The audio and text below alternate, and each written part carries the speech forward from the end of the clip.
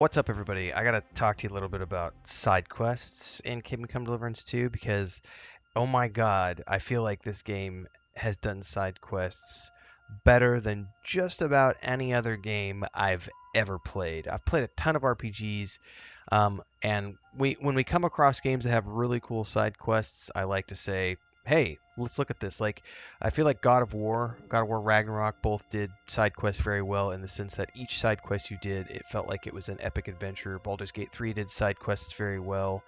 Um, those are a couple of examples. Kingdom Come Deliverance 2 has been knocking it out of the park so far. And we just wrapped up the stream from today, and I wanted to make this video and just talk a little bit about this. I'm going to try to keep this spoiler free. I may because we're still logged into the game, I may open up the journal and talk about a little bit of stuff. So for those of you who are like, no, I don't want to know names of quests, I don't want to know locations, that kind of stuff. Like I said, I'm not going to spoil any of the story elements, but you might see some quest names and or locations related to quests in this video, just so you've been warned, because some of you are super delicate about the spoilers. So I just wanted to put that out there. I'm not planning on spoiling any story stuff, but just so that you know you've been warned. So obviously this game, I think it was Toby when I think it was the dev live stream number 3 said that a simple playthrough of just doing the main quests was going to be around 60 hours in length. And they were anticipating that the average playthrough for most players was going to be in the 80 to 100 hour range. But I've seen on Twitter people talking a lot about having 150 hour plus playthroughs because there is just so much to do. And that's something that I can kind of attest to. So we're in the middle of a quest right now. I don't want to talk about this quest in particular. What I wanted to show off was the map, because when you start looking at I've barely even uncovered like this. I'm on the second map now. It's a big map and the clouds of the fog war. But what I really wanted to point out was just in the Kutenberg area, these quests with the like the gold star type icon are quests that are yet to be discovered. And there are other things that aren't even big quests like that, where it's like you're wandering around. As an example, earlier I heard a lady screaming. I found a lady locked in a in a barn, locked up by a miller. Totally not. That was just something I ran across as I was riding my horse through the countryside. So there's lots of little events that you're going to see that aren't even related to like these quests that you've seen on the map here. There's a ton of stuff to do. What I find is really, really, really cool about this is that the side quests can turn into things that become multiple hour adventures. So a couple of examples, one of which is to find Mutt.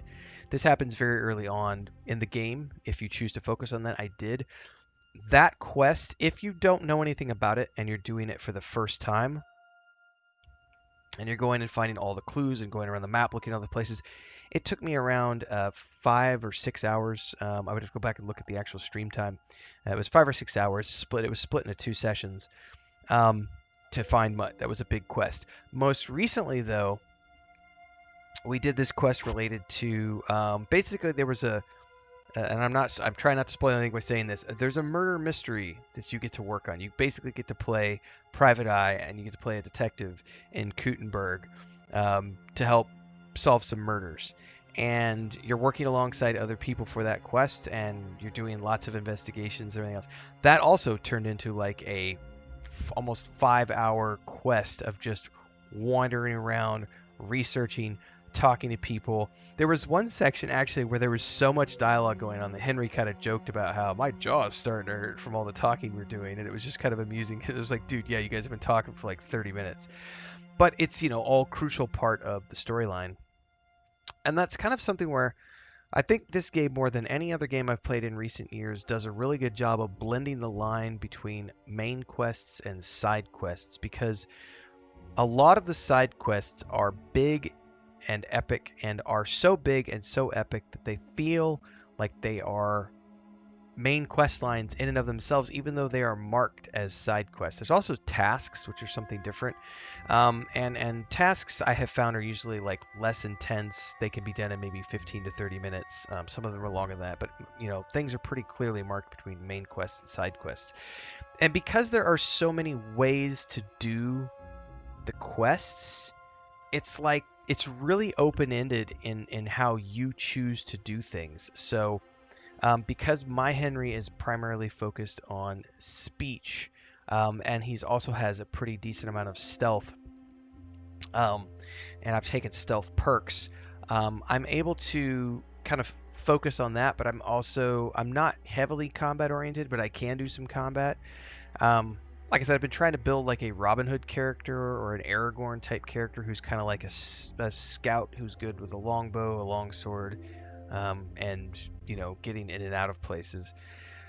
And because there are so many different ways to do these quests, I feel like every side quest you come across and every main quest you come across, but specifically we're talking side quests here, some of them can be done quickly or more quickly depending on how, like as an example, we had this one encounter earlier in the stream today where we went into this conversation that was part of the quest. There was like a 15-minute dialogue sequence, and then I failed a dialogue check. It was one of 3 options you could choose, and that led to a combat scenario where I died. And then the quick save was right before that happened, so we went back and we skipped through all the dialogue and chose a different dialogue choice. That option I won, and suddenly it skipped all of the combat entirely and led us to a completely different outcome, which is just an example of the many different ways that you can play this game.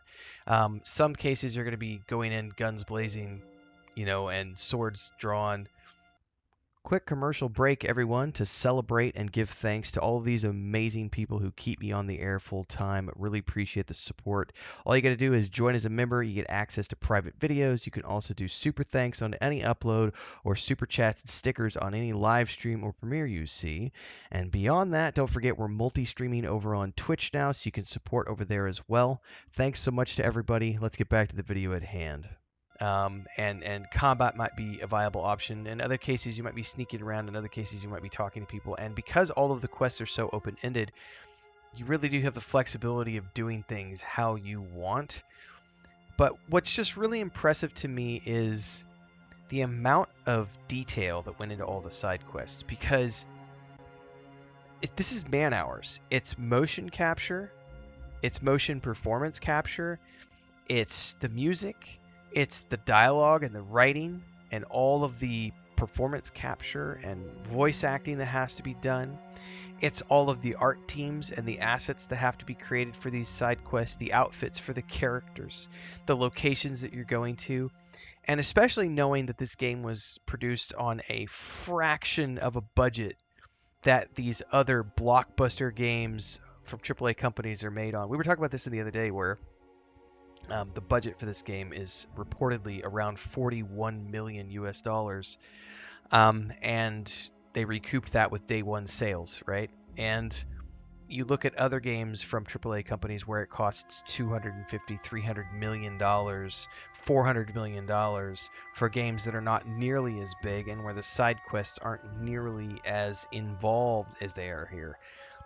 It's very impressive what Warhorse has done, for what the team has done with creating these massive 4, 5, 6 hour side quests where you're on an adventure, and it might not even be something you could do in a single session. You might break it up into 2 sessions or 3 sessions depending on how long you have to play.